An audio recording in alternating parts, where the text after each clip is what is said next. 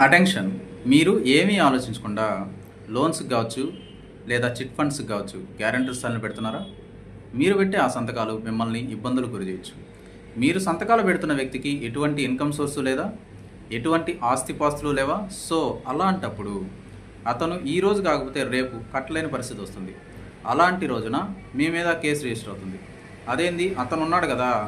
అతని తర్వాత కదా నీ కాడికి రావాలనుకుంటారు. కాదు. ఎందువల్లంటే వాళ్ళు కంపెనీస్ గానీ, బ్యాంక్స్ గానీ ఈజీ రికవరీ ప్రాసెస్ ఏదో చూసుకుంటారు.